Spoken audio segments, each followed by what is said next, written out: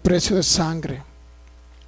Gracias te damos, Señor, por la vida, por este tiempo, por la oportunidad de reunirnos con nuestros hermanos, por tener comunión con cada uno de nosotros y con el cuerpo de Cristo, Señor, para que el cuerpo de Cristo sea edificado bajo los principios del pacto eterno, de la gracia, del evangelio de nuestro Señor Jesucristo en este tiempo, en todo tiempo, en el nombre de Jesús.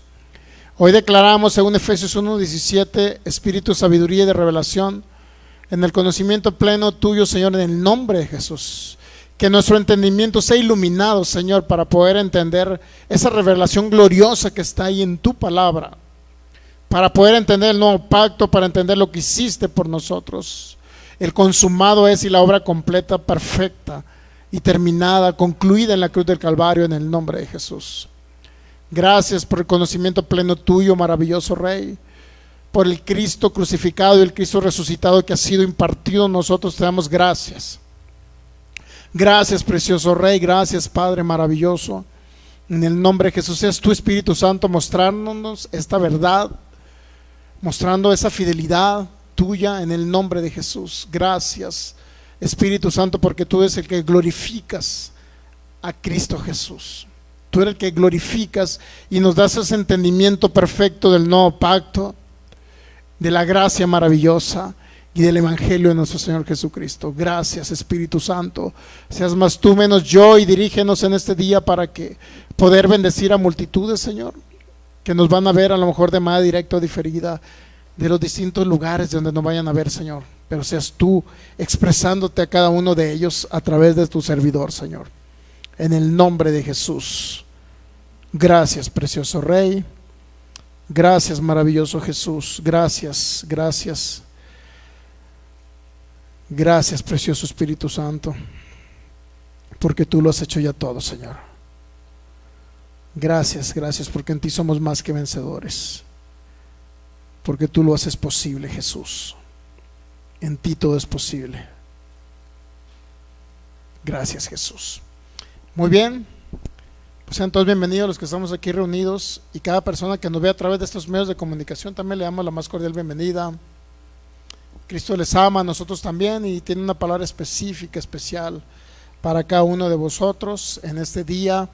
Cada persona que nos vaya a ver de los distintos países de Sudamérica, Centroamérica y de Estados Unidos, Norteamérica, así como del continente europeo, de España y de cualquier otro país, continente, ciudad, pueblo, nación, donde nos vayan a ver de habla hispana, pues le damos la más cordial bienvenida en este día, en esta noche maravillosa que ha hecho el Señor para nosotros. Vamos a crecer en el conocimiento de Él en este día, y sea Cristo, sea el exaltado en todo y en todos, en el nombre de Jesús. Continuamos con el tema que se llama la cena del Señor bajo la gracia. Cena del Señor bajo la gracia.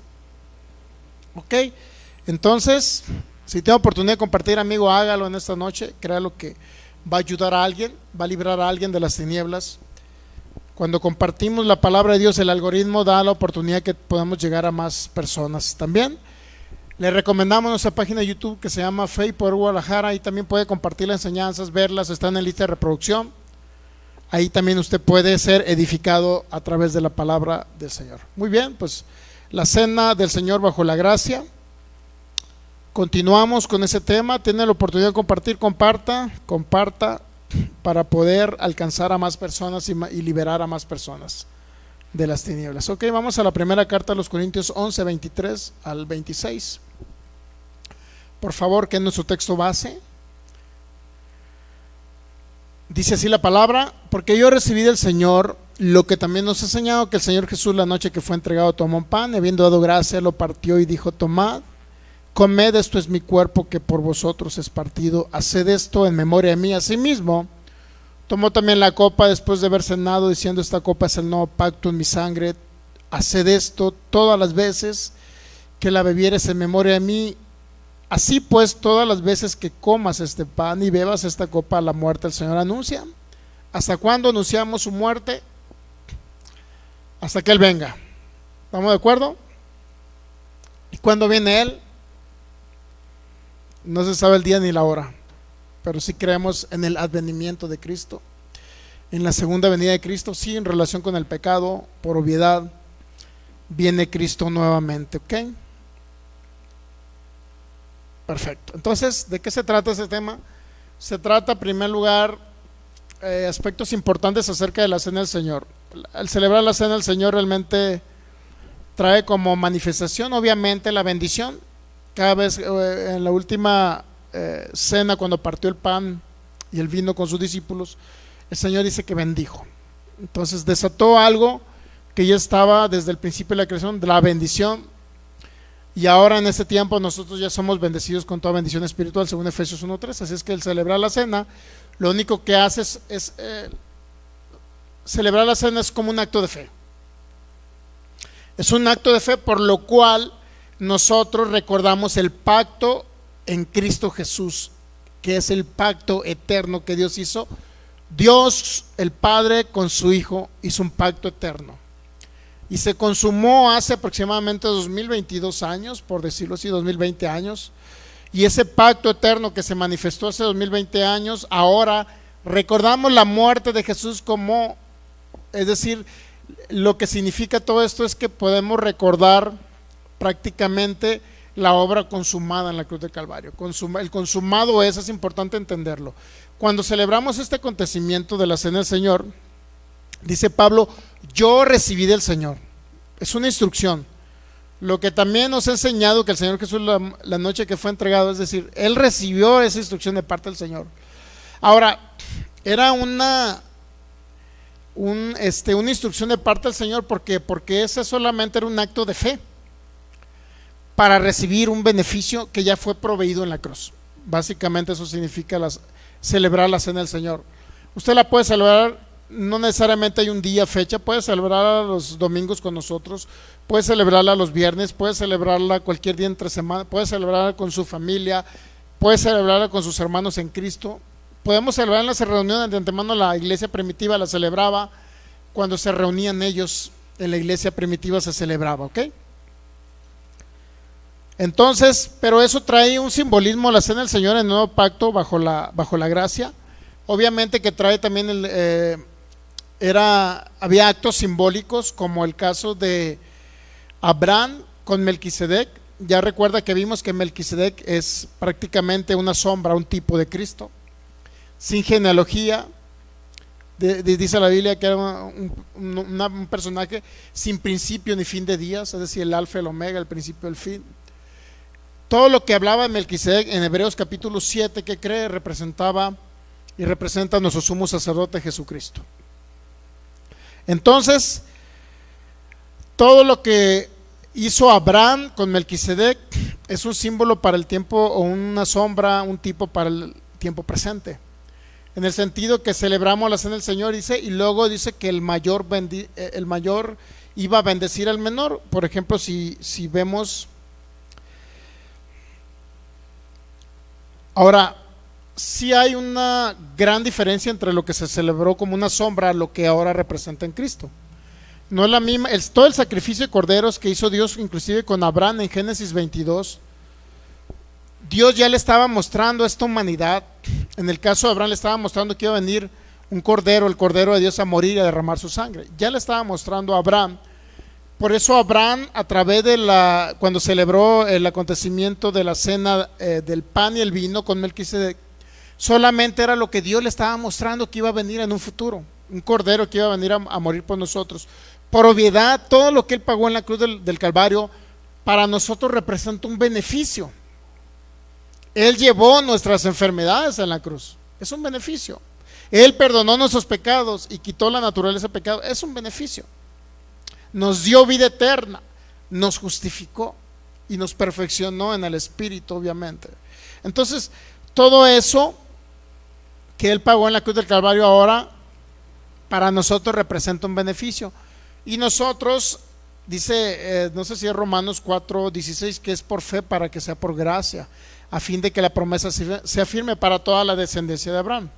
Ok, entonces toda promesa que se dio en el antiguo pacto, inclusive Antiguo Testamento, desde antes de la ley de Moisés, toda promesa que se dio ya ahora fue algo consumado y manifestado y consumado en la cruz. ahora son una realidad. Toda promesa del Antiguo Testamento y Antiguo Pacto ahora son una realidad. Es decir, nosotros podemos disfrutar el beneficio, pero tenemos que ejercer ese acto de fe que se llama celebrar la cena del Señor. ¿Okay? Entonces vamos a ver el contexto también de lo que hablaba primera carta a los Corintios 11. Obviamente que tenemos que comenzar a leer desde el 10 un poquito antes para entender. El 12 nos habla de los dones del Espíritu Santo. Entonces todo ello debe ir correlacionado, basado principalmente a hacer memoria. Hagan esto, dice Jesús en 1 Corintios 11:26. Hagan todo esto, y luego dice, recuerden algo, en memoria de mí. Es decir, vean al Cristo crucificado en la cruz. Vean al Cristo crucificado en la cruz.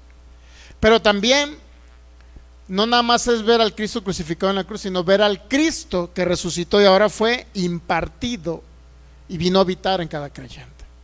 Es parte también de celebrar el acontecimiento de la cena del Señor. ¿Okay?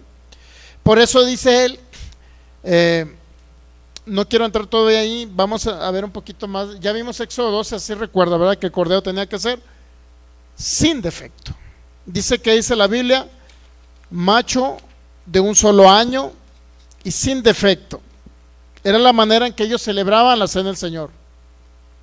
Por obviedad era un tipo de Cristo, porque Cristo, que cree, fue sin defecto. Y luego no cometió ni un solo pecado. Vino a ser semejante a los hombres. No tiene genealogía, no tuvo él naturaleza humana. Más bien genes humanos, naturaleza humana sí, pero genes humanos no participaron en la formación del cuerpo de Cristo. Dios le preparó cuerpo, como dice el libro de los Hebreos. Dios le preparó cuerpo a Jesús. Creo que en Hebreos 10 leímos esa parte, ¿ok? Entonces, mire, en Éxodo 12 podemos ver la Pascua, la primera Pascua, que significa pasaré de vosotros. La Pascua realmente representaba, porque en la primera Pascua que celebraron los israelitas cuando salieron de Egipto, estaban celebrando la libertad de la esclavitud. Ellos celebraron la libertad de la esclavitud. Entonces nosotros, por fe, ahora al celebrar el acontecimiento de la cena del Señor, estamos celebrando la libertad de la esclavitud en la que estábamos sumergidos por el pecado, la naturaleza de pecado que teníamos. Celebramos libertad. ¿Qué significaba o representaba en Éxodo 12 también? Protección divina. Pasar por encima para proteger, porque eso se llama yo pasaré la Pascua que celebraron los judíos, los israelitas, cuando salieron de la tierra de Egipto. ¿Ok? Ya vimos, aún antes de ese acontecimiento, cómo Dios habló a Abraham también, del Cordero. Entonces celebró la cena Abraham con Melquisedec, que era un tipo de Cristo, como el sumo sacerdote. Entonces ahora en el nuevo pacto, ¿qué es lo que Jesús dice acerca de este acontecimiento? Bueno, para ello, por favor, es importante entender esto. Vamos a Mateo. Vamos a ver el libro de Mateo. Ya estaba manifestado el Cristo en la carne. Cristo utilizando Mateo capítulo 26. Vamos a leer desde el 16, por favor. Entonces, ¿cuál es la idea? Que la vamos a celebrar el domingo, el acontecimiento. Hoy nada más vamos a tener el conocimiento. ¿Por qué lo hacemos? El problema es que muchos han dicho es que celebrar la cena del Señor, vamos a ver los casos, porque dice que debe de celebrarlo dignamente, o el que lo celebren dignamente prácticamente le causa muerte. Entonces vamos a ver esa parte de indigno. Realmente no significa que la gente ande en pecado y celebre la cena del Señor. No significa eso. Tiene otro significado aún más profundo, ¿ok? Entonces dice, ya Mateo 26, 17, el primer día de la fiesta de los panes sin levadura, vinieron los discípulos a Jesús, diciéndole, ¿dónde quieres que preparemos para que comas la Pascua? Éxodo 12 fue la primer Pascua. Y ahora en el tiempo de Jesús, ¿qué cree que pasó? se le llama la última cena, porque era básicamente el último día que ibas a estar con sus discípulos. Entonces en Mateo 26, 17, todo lo que se dio en Éxodo 12, que el cordero iba a ser sin mancha, que se iba a sacrificar por familias, que tenía que ser sin defecto, que se tenía que quemar el cordero. Recuerda que también habla de que tenía que quemarse en fuego. Recuerda que también habla que tenía que comerse y consumirse todo, y lo que quedase del cordero después que comían se tenía que consumir, se tenía que hacer cenizas prácticamente, ¿ok?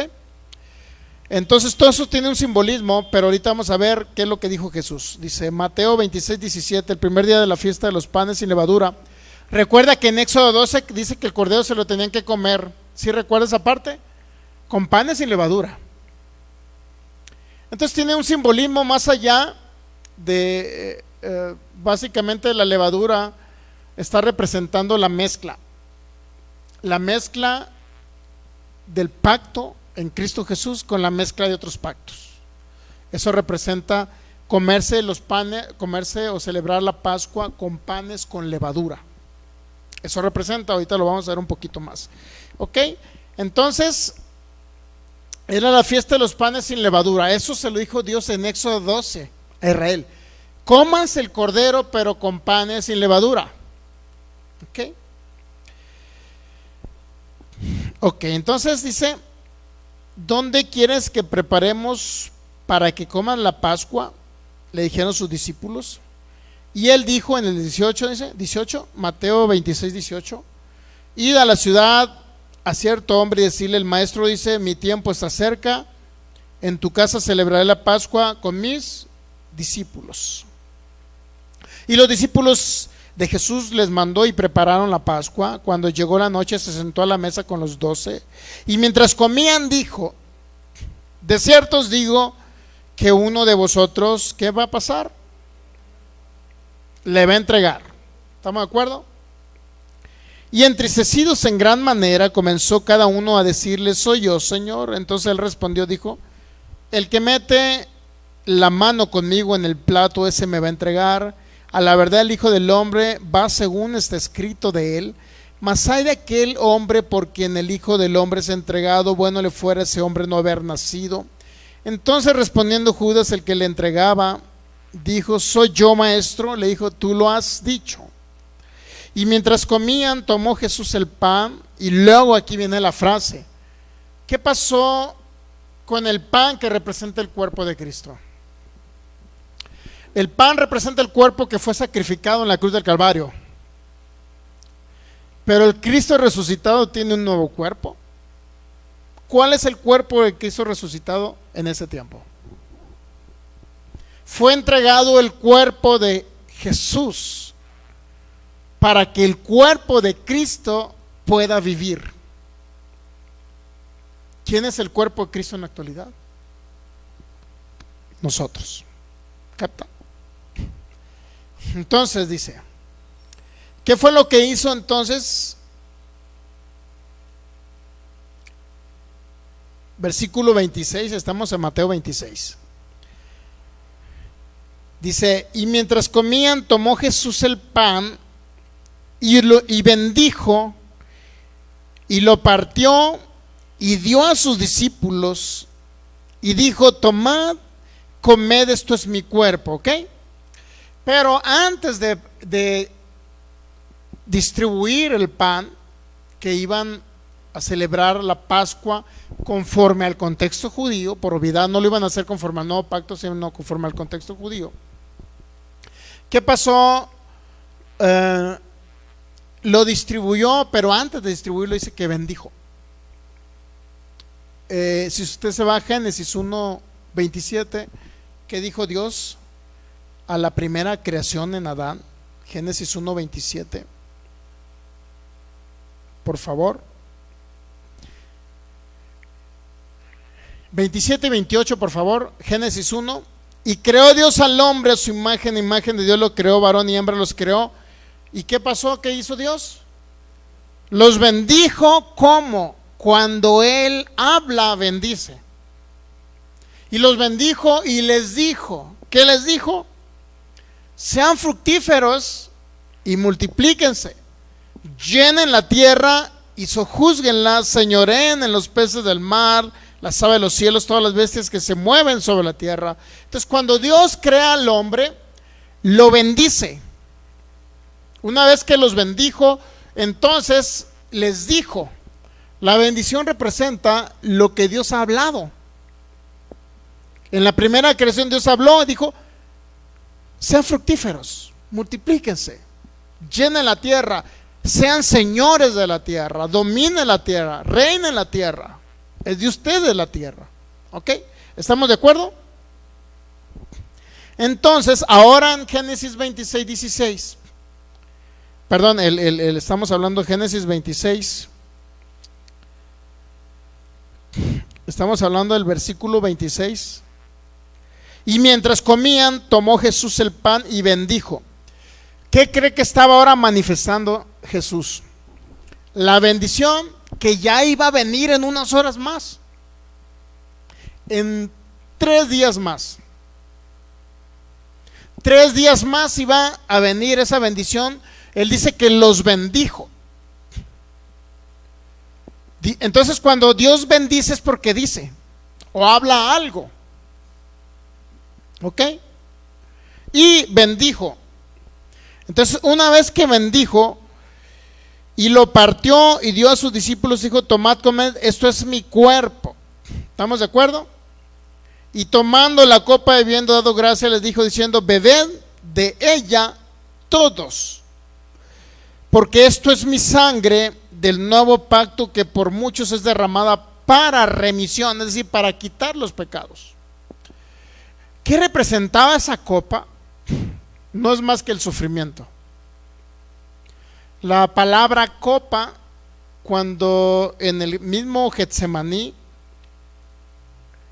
si usted verifica, vamos a leer un poquito, a ver, permítame. Estamos en Mateo 26, ¿estamos de acuerdo? ¿Ah? Mateo 26. En la institución de la cena del Señor. Pero si usted se va un poquito más adelante al capítulo, perdón, mismo capítulo 26, versículo 36. Estamos hablando de la misma noche que él tomó el pan y el vino, ¿ok? Mateo 26, 36. ¿Cuántos saben que le dijo, esta es mi copa? Que representa ¿qué? La sangre que va a ser derramada del nuevo pacto. ¿Estamos de acuerdo? Estamos en el 26:36 ahora, ¿no? 26:36, ¿ya lo tienen?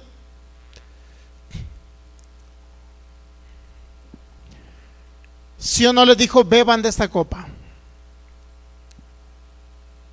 Tomó la copa y le dijo, beban de esta copa todos, porque esto es mi sangre del nuevo pacto. Entonces, ¿qué representaba en sí la copa? La copa representaba el sufrimiento. Veamos en el 36, por favor. Entonces llegó Jesús con ellos a un lugar que se llama Getsemaní y dijo a sus discípulos, es decir, después de haber cenado, sentaos aquí entre tanto que voy allí, oro. Y tomando a Pedro y a los 2 hijos de Zebedeo, comenzó a entristecerse y angustiarse en gran manera. Entonces Jesús les dijo, mi alma está muy triste hasta la muerte, quédense aquí y velen conmigo. Yendo un poco adelante, se postró sobre su rostro orando y diciendo, Padre mío, si es posible, pasa de mí, ¿qué? Esta copa. ¿Sabe que la palabra copa no es más que una representación de sufrimiento? Pasa de mí, ¿qué le dijo? Esta copa. La traducción correcta significa pasa conmigo esta copa. No estaba hablando de una copa natural de vino. Estaba hablando ahora, la copa de la cual bebió Jesús es el sufrimiento. El sufrimiento de Cristo en la cruz y 3 días y 3 noches yendo a los lugares más bajos de la tierra. ¿Ok? Entonces dice, Padre mío, si es posible, pasa de mí, pero la traducción correcta es pasa conmigo esta copa. Pero no sea como yo quiero, sino como tú. Entonces, ahora la palabra copa no es una copa natural con vino, sino ahora es la copa representa o significa sufrimiento. ¿Qué le estaba diciendo Jesús al Padre? Pasa conmigo en ese sufrimiento. En otras palabras, no me desampares. Está conmigo. El sufrimiento más grande, por lo cual dice que estaba angustiado en el Getsemaní, estaba entristecido en el Getsemaní. ¿Por qué cree que se entristeció? ¿Usted cree que se entristeció porque lo iban a traspasar por esos clavos? ¿Usted cree que los clavos iban a hacer que Jesús retrocediera? Y que ahora, como muchos creen que Jesús, dicen respecto a esta frase, pasa de mí esta copa, muchos creen que Jesús estaba retractando o haciendo hacia atrás para no cumplir el sacrificio a lo que Él vino a la tierra, porque eso vino. Óigame, se despojó de su deidad, vino a ser semejante a los hombres, pero sin naturaleza humana, perdón, sin genes humanos, pero con naturaleza humana, pero sin genética humana. Él vino a la tierra a morir en la cruz. ¿Usted cree que al final ya para hacer la hora que le iban a sacrificar, usted cree que, Señor, pues si es posible, por favor, redime esta humanidad a través de otra cosa, Señor? Por favor, en un juego de básquetbol, algo así, Señor. No habrá chance que yo le gane a Satanás jugando básquetbol. ¿Acaso que creen que Cristo se estaba haciendo para atrás en el sacrificio? Muchos predicadores enseñan así, como un Cristo que se acobardó los últimos días de su vida para no sufrir en la cruz. Pero eso no significa pasa de mí esta copa, no significa eso. Si usted lo puede leer en un interlineal de griego español, puede ser Westcott y Hort, Nestle Aland, hay muchas traducciones donde literalmente viene en el griego y viene en el español, o en el inglés incluso. Ahí no dice pasa de mí esta copa.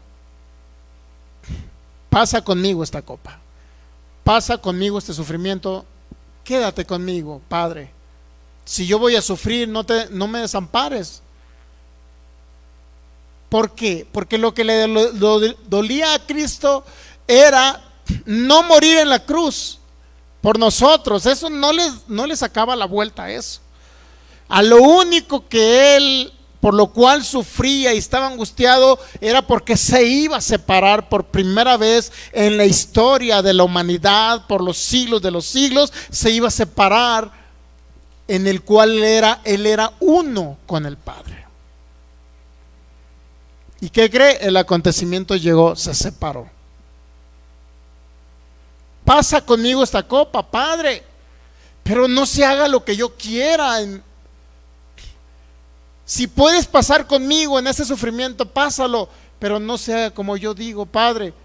Entonces sepárate de mí. Eso significa esas partes, esas frases de Jesús en el Getsemaní. Nunca se hizo para atrás con la finalidad de redimir a la humanidad a través de otra idea diferente a la cruz. Nunca. Y así se enseña. Como un Cristo que a la hora, ay Señor, es que me van a doler los clavos. No habrá chance al filigonio de redimirlo por ahí con otra cosa, Señor. Metiéndome en el agua, báñenme por favor. Métanme al Jordán, o a ver qué otra cosa, Señor. ¿Usted cree que realmente Cristo se iba a hacer para atrás? Si era un pacto que hizo en la eternidad antes del principio de los tiempos, y ahora llegando el cumplimiento del tiempo, como dice Gálatas 4, llegó el cumplimiento del tiempo. ¿Usted cree que se iba a hacer para atrás? Lo único que Él pedía al Padre era que no lo separara en ese sufrimiento. Es todo. Es lo único. Entonces, regresando otra vez, estamos en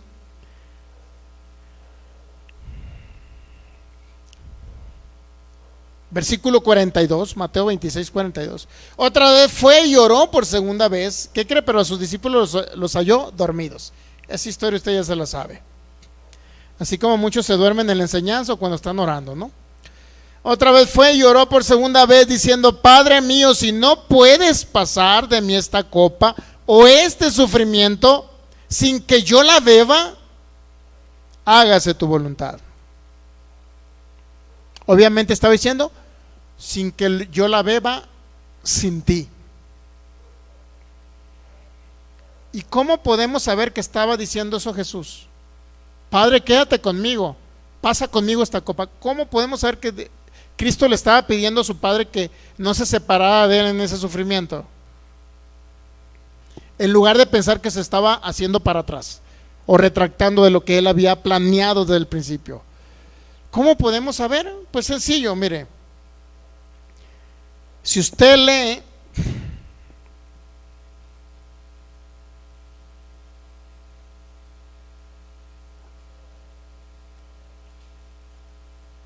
estamos en Mateo 26, ¿estamos de acuerdo? Y ahora vamos a Mateo 27, por favor.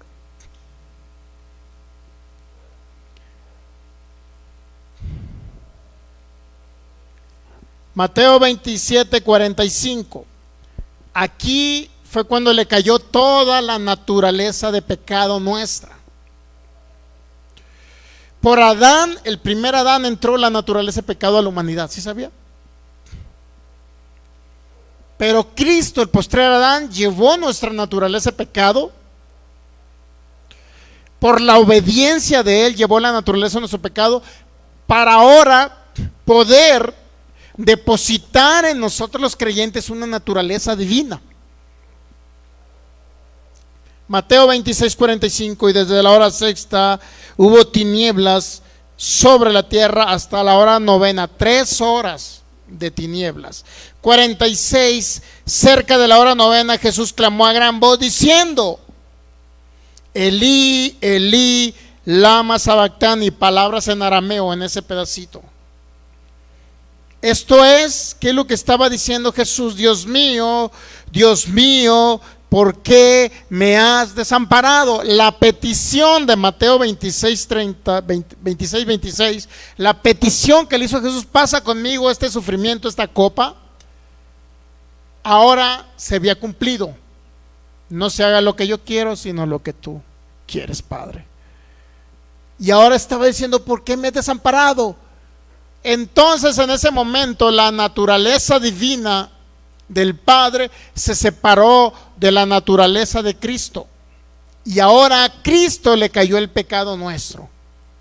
No los pecados, la naturaleza de pecado le cayó a él. Por consecuencia, los actos de pecado, ¿no?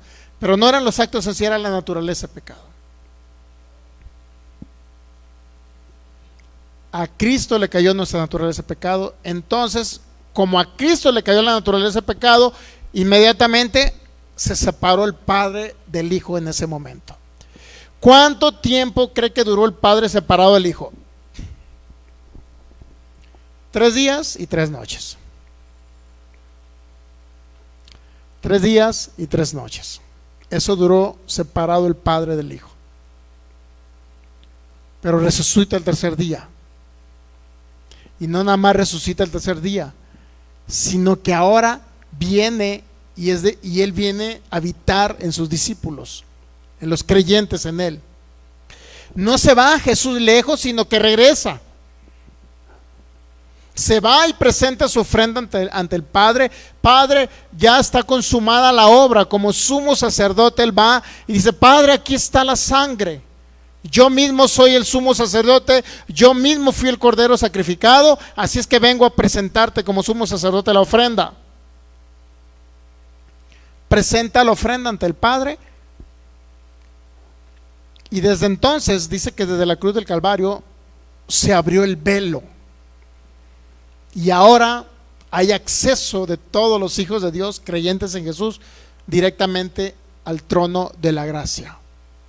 El Padre vino ahora a habitar en cada creyente a través de Jesús, a través de Cristo. Entonces, ¿lo separó el Padre? Sí. Entonces, ¿qué significa pasa conmigo esta copa? ¿Qué cree que explicación le coincide más? ¿Pasa de mí esta copa o pasa conmigo esta copa? Pasa conmigo. El Padre no pudo pasar esa copa. ¿Por qué cree? ¿Por qué cree que el Padre no pudo? Por la naturaleza de pecado que está en Cristo Jesús, de la humanidad.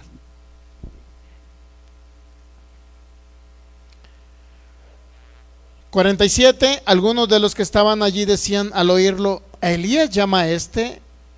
Y al instante corriendo uno de ellos tomó una esponja y le empapó de vinagre, poniéndola en una caña, y le dio de beber. Pero los otros decían: deja, veamos si viene Elías a librarle. Estaban todos trastornados los judíos, ni siquiera entendían. Y esos mismos judíos ahorita, los que quieren guardar la ley de Moisés y hacerse israelitas o judíos, es la misma, están todos trastornados, tienen un velo, no pueden ver al Cristo, no nada más el Cristo que murió en la cruz, sino el Cristo resucitado que habita en cada creyente. No lo pueden ver, prefieren guardar una ley en lugar de entender que Cristo habita en ellos. Qué impresionante, ¿no? Entonces, mire, vamos a Mateo 26, 36. Perdón, al 26, regresamos a la cena. Mateo 26, 26. Y mientras comían, tomó Jesús el pan y bendijo y lo partió y dio a sus discípulos y dijo: tomad, comed, esto es mi cuerpo. Y tomando la copa y habiendo dado gracias, les dio diciendo: bebed de ella todos, porque esto es mi sangre, el nuevo pacto, que por muchos es derramada. ¿Para qué? Remisión significa literalmente perdón, para perdón de pecados. Y luego viene el 29. Y os digo que desde ahora no beberé más de este fruto de la vid hasta, ¿sabía? ¿Hasta cuándo? Hasta aquel día en que lo beba de nuevo con vosotros en el reino de mi Padre. Jesús, el histórico, el que vivió y habitó bajo la ley, en el cual se encarnó el Cristo viviente, y que le habló a los que vivieron bajo la ley, que venía a morir en una cruz del Calvario. Él mismo dijo: ya no voy a beber esta vid con vosotros. ¿Hasta cuándo? Hasta el día en que lo beba de nuevo con vosotros. Hasta el día que lo beba de nuevo con vosotros. ¿Ya? Pero podemos ver que Jesucristo le dio instrucciones a sus discípulos antes de. Les dijo esto, mire.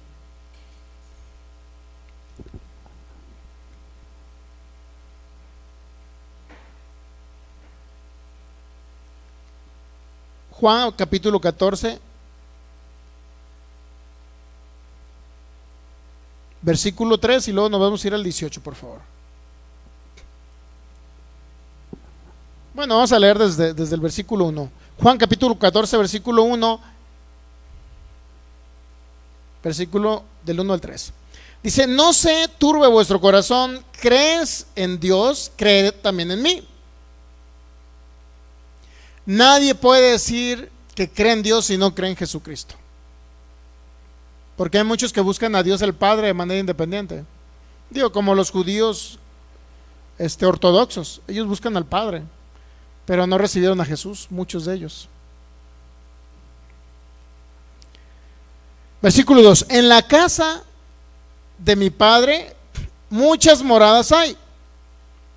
Si así no fuera, yo le hubiera dicho: voy pues a preparar lugar para vosotros. Y si me fuere y os preparare lugar, ¿qué dice Jesús? Yo vendré otra vez. ¿Lo capta? Vendré otra vez y os tomaré a mí mismo, para que donde yo estoy, vosotros también, ¿qué?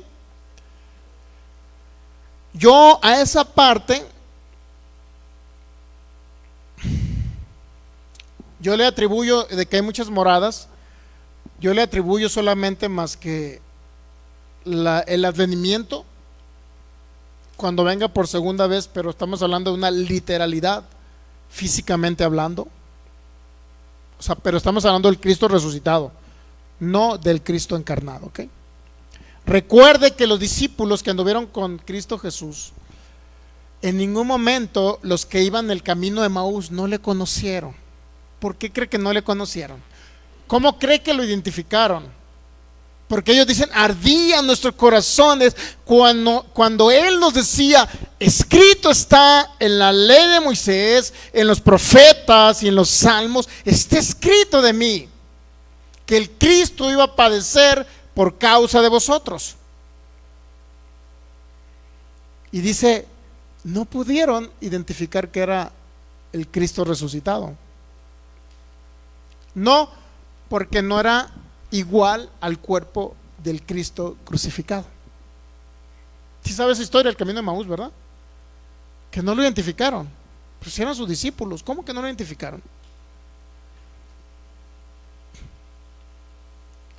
Pero cuando Él se va y desaparece, ellos dicen, pues si nuestro corazón ardía cuando nos estaba hablando del Cristo eterno que hablaba la ley de Moisés, los profetas y los salmos. Ardía nuestro corazón cuando Él nos estaba hablando. Pero no le conocieron. ¿Por qué creen? Porque ya no era Jesús de Nazaret. Era el Cristo resucitado. ¿Sí? ¿Qué significa voy a preparar morada? Entonces, en su advenimiento, Él va a venir y le va a depositar esa morada. ¿Sabe cuál es la morada? Nuestros cuerpos, transformados en cuerpos inmortales y eternos. Él a eso fue, a prepararnos morada. En el advenimiento de Él, nosotros somos transformados, dice su palabra. ¿Okay? Es decir, este cuerpo mortal se convertirá en un cuerpo de inmortalidad, eterno. Imagínense estar con Cristo eternamente y para siempre. Qué maravilloso, ¿no? Entonces va a adquirir el cuerpo que perdió Adán usted nuevamente. Voy y les preparo morada, pero ¿qué dice?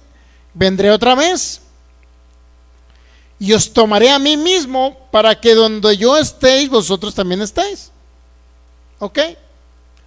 Hasta ahí entendemos esa parte de que iba a preparar morada. ¿Sí? Esa es nuestra casa en la que vamos a ir eternamente y para siempre. Ok, entonces tenemos otra morada. No es este cuerpo físico, porque ¿cuántos saben que este cuerpo físico es nuestra morada terrestre? ¿Sí saben que es nuestra morada terrestre o no? Porque usted no es cuerpo, usted no es alma, usted es espíritu. Ahorita tiene una morada terrestre. ¿Cuántos saben que tiene morada terrestre? Pero ¿qué cree? Tendrá una morada celestial, donde va a trascender, ¿qué cree? Los tiempos. Va a poder trascender en los tiempos. ¿Por qué los tiempos? ¿Cuánto tiempo tarda para llegar una nave de aquí a la Luna? ¿Cuánto tiempo tardará una nave para llegar a Marte? Años luz. No sé si cientos o miles de años luz. Póngale ahí para que vea cuánto le da. Y ahora vamos a trascender los tiempos en esta morada celestial que vamos a adquirir cuando Cristo venga por segunda vez. ¿Okay? Hasta ahí vamos bien. Bueno, entonces vamos ahora al 18.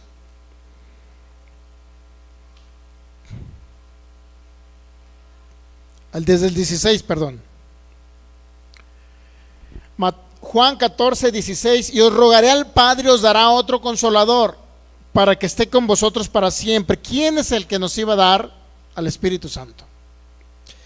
Y yo rogaré al Padre, os dará otro consolador para que esté con vosotros para siempre, el Espíritu de verdad, el cual el mundo no puede recibir porque no le ve ni le conoce, pero más vosotros le conocéis porque mora con vosotros y estará en vosotros, y no os dejaré huérfanos. ¿Cuál era la promesa de Cristo Jesús? Que no nos íbamos a quedar solos en la tierra. En otras palabras, ¿qué significa que no se va a quedar solo? Si no nos iba a dejar solos, ¿qué significa? Si no nos iba a dejar huérfanos, ¿qué significa?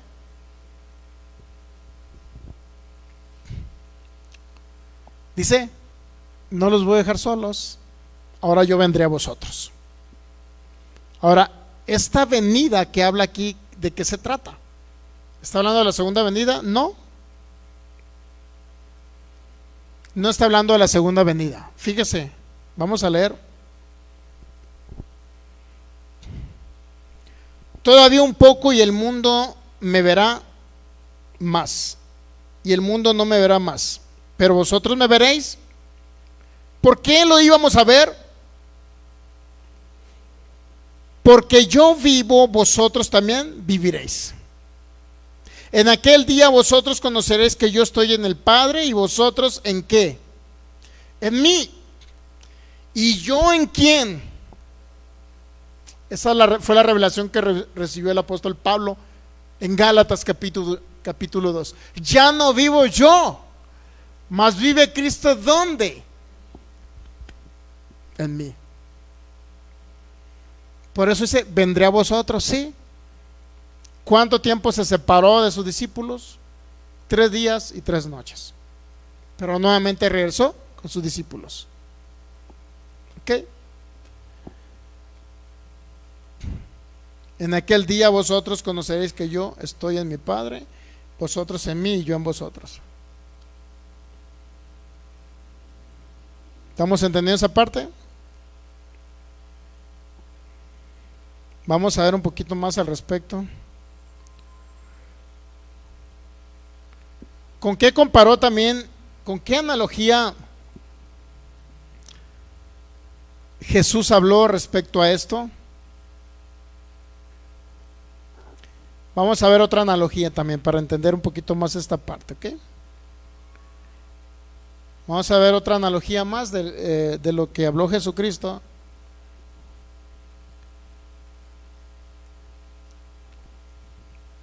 Aquí lo ando buscando, permítame. A ver si lo puedo encontrar un poquito. A ver.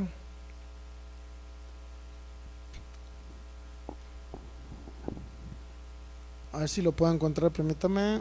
Déjeme verlo nada más.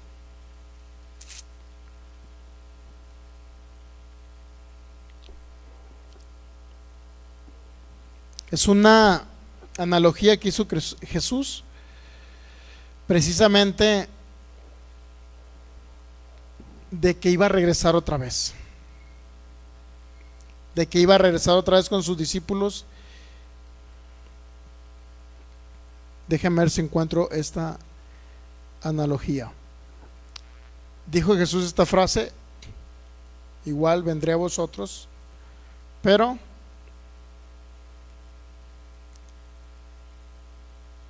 en otro, creo que es en otro libro. Okay, vamos a encontrarlo aquí. Vendré a vosotros.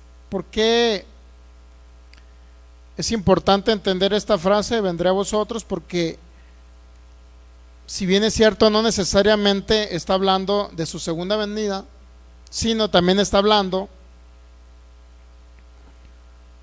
de que él iba a regresar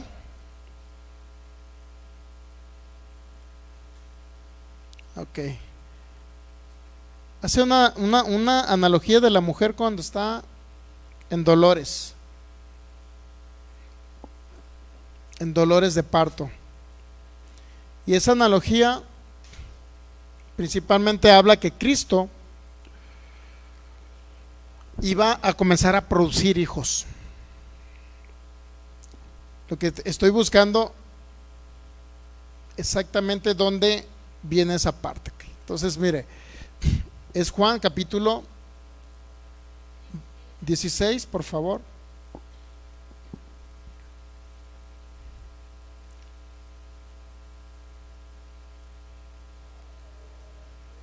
Aquí está, mira. Es muchas cosas que no le entendían. Vamos a leer Juan 16:16. Todavía un poco y no me veréis, y de nuevo un poco y me veréis, porque yo voy al Padre. ¿Cómo que te vamos a ver? Luego otro tiempo no, luego otro tiempo sí. O sea, ¿qué significa eso? Dice, todavía un poco y no me veréis, y de nuevo un poco y me veréis, porque yo voy al Padre. Iba a morir, iba a resucitar, iba a presentar su ofrenda delante del Padre, pero ¿qué cree? Nuevamente iban a ver a Cristo Jesús. ¿Okay? Vamos a seguir leyendo, por favor. 17. Entonces se dijeron algunos de sus discípulos unos a otros: ¿qué es esto que nos dice? todavía un poco y no me veréis, y no un poco y me veréis porque yo voy al Padre. ¿Cuántos saben que es una pregunta muy buena? ¿Cómo que te veremos y luego no te veremos y luego te volvemos a ver porque tú vas al Padre? O sea, te vamos a ver, te vas a ir y nuevamente ya no te vamos a ver y otra vez te vamos a volver a ver otra vez porque vas a volver a regresar. Algo así, ¿no? ¿Qué quiere decir con un poco? No entendemos lo que habla, dice el 18. Jesús conoció que querían preguntarle y les dijo: preguntáis entre vosotros acerca de esto que dije, todavía un poco y no me veréis, y de nuevo un poco y me veréis. Dice el 20: de cierto os digo que vosotros lloraréis y lamentaréis, y el mundo se alegrará, pero aunque vosotros estén tristes, vuestra tristeza se convertirá en ¿qué?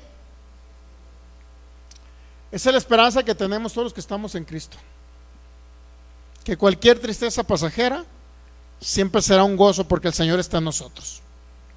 Dice el 21: y les da ahora una analogía de algo natural para explicarle lo que iba a suceder, que de pronto me verán, luego no me verán y luego me van a volver a ver. Fíjese, el 21 dice: la mujer cuando da a luz tiene dolor porque ha llegado su hora, pero después que ha dado a luz un niño ya no se acuerda de la angustia por el gozo de que haya nacido. ¿Qué? Iban a llorar ellos representaban a la mujer con dolores porque era un pueblo de donde había venido el Mesías, el Cordero de Dios. ¿Cuántos saben que ese pueblo que seguía a Jesús iba a lamentar porque él iba a morir en la cruz? ¿Estamos de acuerdo? Pero ¿qué cree? ¿Qué cree? Que iba a morir Jesús de Nazaret, pero iba a resucitar el Cristo. Y era más grande el Cristo que había resucitado y venía a habitar en ellos que Jesús de Nazaret que había muerto en la cruz. ¿Entendemos esa parte? ¿Qué iba a producir la muerte de Jesús? Era un nuevo nacimiento. ¿Estamos de acuerdo? Eso iba a producir. ¿Cuál nuevo nacimiento? Que Cristo Jesús iba a ser resucitado entre los muertos al tercer día.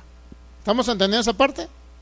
Entonces, dice, ya no se acuerda la angustia por el gozo de que haya nacido un hombre en el mundo, ¿ok? También vosotros ahora tenéis tristeza, pero os volveré a ver y se gozará vuestro corazón. ¿Cuántos saben que Cristo estaba diciendo que no se iba a ir eternamente de ellos? ¿Están de acuerdo que eternamente no se iba a ir? Dice, ustedes tienen tristeza porque Él iba a morir. ¿Estamos de acuerdo? Y creían ellos que se iba a ir, ¿pero qué creen? Pero os volveré a ver y se gozará vuestro corazón y nadie os quitará vuestro gozo. En aquel día no me preguntaréis nada, de cierto os digo que todo cuanto pidiereis al Padre en mi nombre os dará. Hasta ahora nada habéis pedido en mi nombre, etcétera, etcétera, etcétera. Y dice el 25, estas cosas os he hablado en alegorías. Estas cosas que las hablé en alegorías, eran solamente simbolismos de lo que yo les estoy hablando. La hora viene cuando ya no os hablaré por alegorías, sino que claramente os anunciaré acerca del Padre. Claro que Jesús estaba diciendo, la mujer encinta produjo un hijo. De Israel, de la tribu de Judá, nació el Cristo, Jesucristo. ¿Y qué? Ese Jesucristo tenía que ser depositado, muerto en la cruz y depositado como una semilla que se siembra en tierra y tiene que morir, dijo él en Juan capítulo 10 o 12. Si no muere esa semilla no puede traer frutos. Usted experimente eso, siembra una semilla y si esa semilla no se pudre en la tierra jamás puede salir un retoño. Y es lo que sucedió con Jesucristo. Tuvo que morir, ¿para qué cree? Para resucitar en un nuevo hombre y juntamente con él nosotros resucitar. Pero dijo Jesús, me voy a ir, pero otra vez vendré a vosotros. En otras palabras, el Cristo resucitado ya no está, si bien es cierto habla que está a la diestra de Dios Padre, pero como es omnipresente, también dice que decidió Cristo en nosotros, dice Pablo, la esperanza de gloria. Él está en nosotros ahora. Él está en su iglesia, Él está en su cuerpo, porque Él necesitaba un cuerpo. Es el Cristo que es la cabeza, Cristo como cabeza espiritual de la iglesia. La iglesia es su cuerpo a través del cual Él opera aquí en la tierra. ¿Qué tiene que ver todo esto con la cena del Señor? Porque Él dijo: yo no voy a celebrar esta cena, o es la última vez que la celebro, hasta que la beba con vosotros en el reino de mi Padre. ¿Hasta cuándo? Dijo Jesús. 3 días y 3 noches. Ya no iba a poder celebrar la cena con ellos. El Cristo histórico ya no iba a poder venir, pero el que celebra con nosotros la cena, recordando al Cristo muerto en la cruz del Calvario, ahora la está celebrando con nosotros, porque está en nosotros, habita en nosotros, se manifiesta a través de nosotros. Somos su cuerpo aquí en la tierra. Entonces, cuando celebramos la cena del Señor, ¿quién cree que está presente ahí con usted? Celebrando el acontecimiento del Cristo crucificado. ¿Quién está con nosotros? El Cristo resucitado. ¿Lo capta? Por eso celebramos la cena del Señor. Por eso la celebramos en comunión unos con otros. Por eso los corintios lo celebraban en sus ceremonias cuando se reunían el primer día de la semana. Cuando os reunís, decía el apóstol Pablo. ¿Cuándo se reunían? El primer día de la semana se reunían.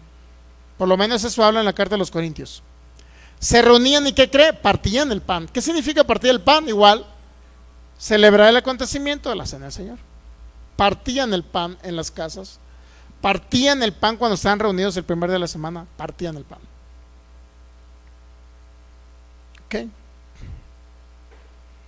Por eso, cuando usted lo celebra, la cena del Señor, con el entendimiento de que no la está celebrando, bueno, usted lo puede celebrar no necesariamente con nosotros, reunidos acá un domingo, primer día de la semana, sino usted lo puede celebrar también en la intimidad, en su casa. Y cuando usted la celebra en la intimidad con su casa, no la está celebrando usted, la está celebrando con Cristo también. Porque nuevamente, yo la volveré a celebrar con vosotros en el reino de mi Padre. ¿Sí o no lo dijo? Entonces Él la celebra con nosotros. Y cuando entendemos que Él la celebra con nosotros, entonces es cuando toma sentido el por qué realmente celebramos el acontecimiento y hacemos memoria. El Cristo resucitado la celebra conmigo para hacer memoria del Cristo crucificado. Y es un acto de fe. ¿Para qué recordamos al Cristo crucificado? Para recordar el consumado es. Él dijo: consumado es. La obra está concluida, el precio está pagado. Ahora yo ya les proveí todo. Pagué el precio llevando lo más importante, que era la maldición del pecado que ustedes tenían. Su naturaleza les fue quitada y yo les doy una nueva naturaleza y vengo a habitar con ustedes. Por eso celebramos el acontecimiento de la cena del Señor. ¿Se ha dado cuenta? En ese entendimiento tenemos que celebrarla. En ese entendimiento tenemos que celebrarla todos los días. ¿Ok? En ese entendimiento de que Cristo Jesús es el que ahora la celebra con nosotros para recordar al Cristo que murió en la cruz del Calvario.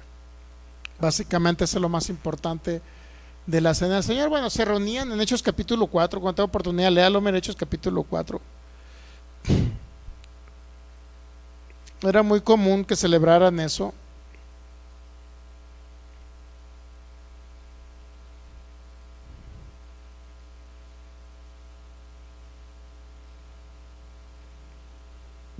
Podemos comenzar inclusive desde el libro de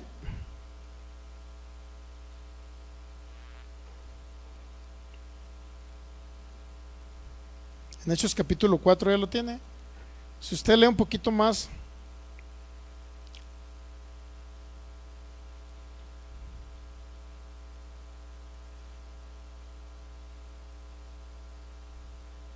Hechos capítulo 4, déjeme decirle el versículo.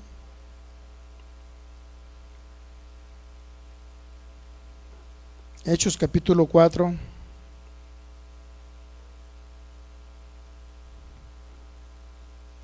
Y podemos ver que era muy común.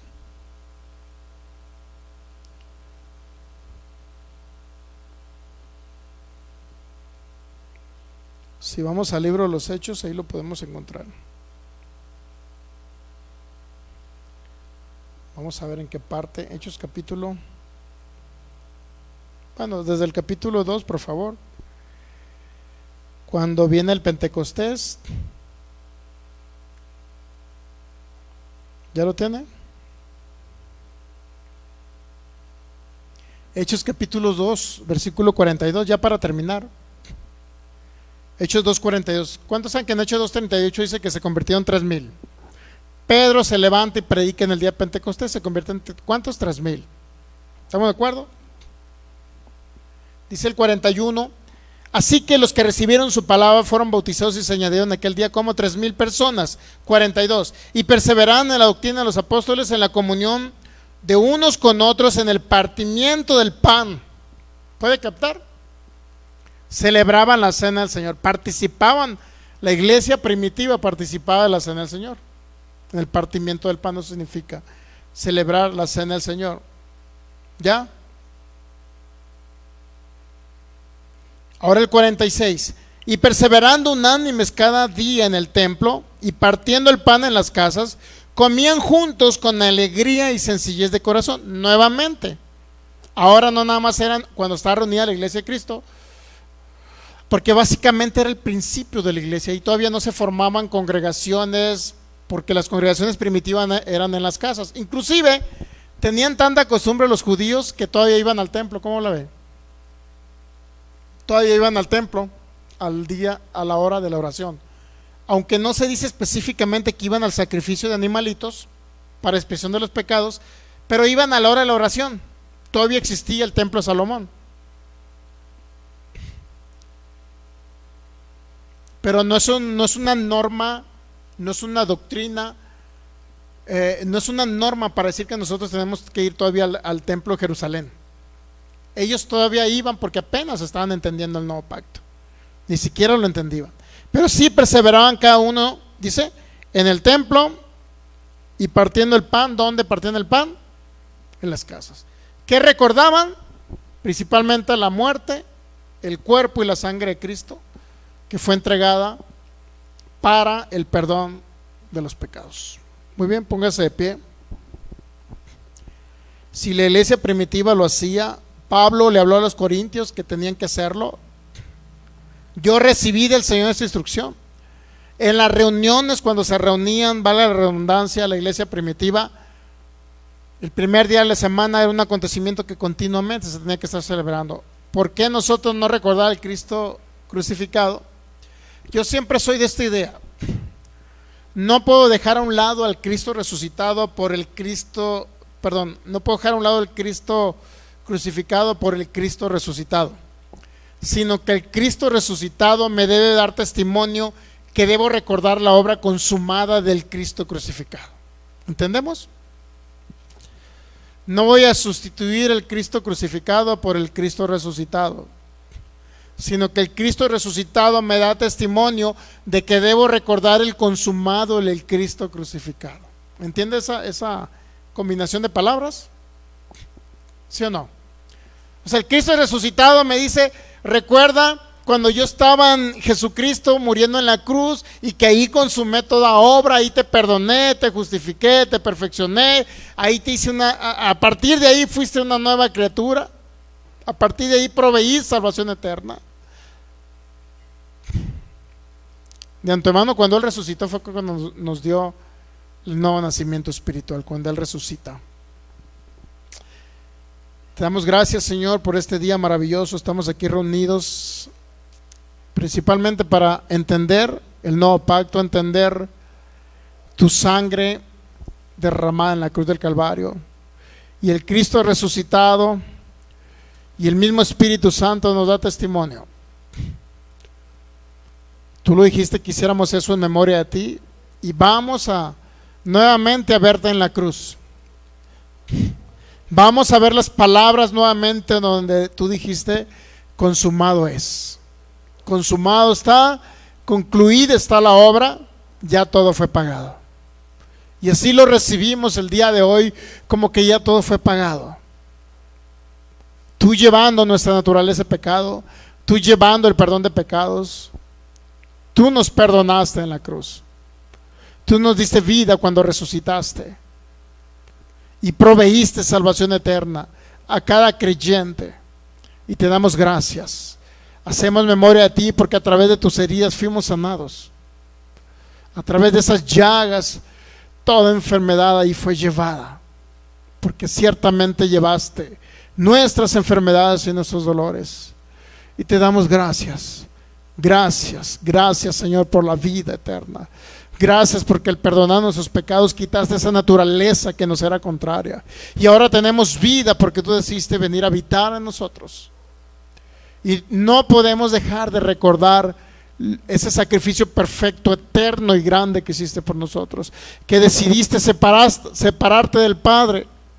Cuando le pedías en el Getsemaní: Padre, pasa conmigo esta copa, pasa conmigo este sufrimiento, Padre, no me desampares. Pero llega el momento en que 3 horas de tinieblas te cae toda nuestra naturaleza de pecado, toda nuestra naturaleza pecaminosa.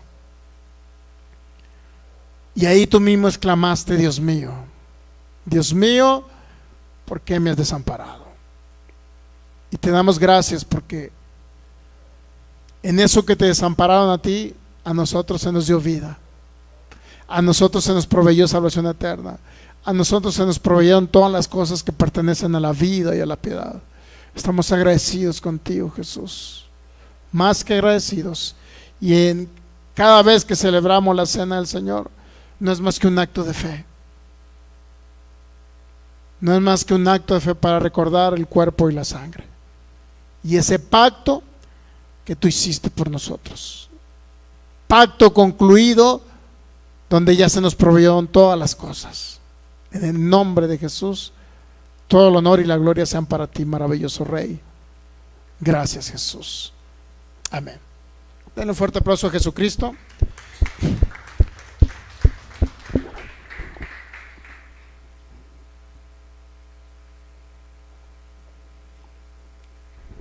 Que cada persona igual celebre la cena del Señor ahí en el lugar donde usted está.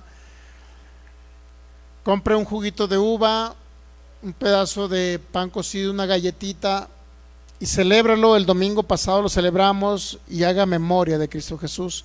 Y toda enfermedad que usted tenga, toda dolencia va a desaparecer de sus cuerpos cuando cada día usted recuerda el pacto que se hizo en Cristo Jesús, donde su cuerpo fue entregado para llevar a través de sus heridas toda enfermedad y toda dolencia. Así que hágalo y recuerde que la sangre de Cristo Jesús fue la que perdonó nuestros pecados. Hágalo y usted va a ver la manifestación de sanidad en sus cuerpos. Bendiciones, gracia y paz les sean multiplicadas en el nombre de nuestro Señor Jesucristo. Nos despedimos de ustedes y les recuerdo, cada viernes a las 7:45 aproximadamente comenzamos la enseñanza. Hora del Centro de México, hora de Jalisco, así como también los domingos a las 12 del mediodía les esperamos por acá. Les recuerdo que el Señor siempre está con vosotros y cuando tenga oportunidad, reciba a Cristo. Si usted no es creyente en Jesús, reciba a Jesús. Dígale: Señor, ven a mi corazón, a mi vida, te recibo como mi único Señor y mi único y suficiente Salvador. Bendiciones. Bendito Jesús.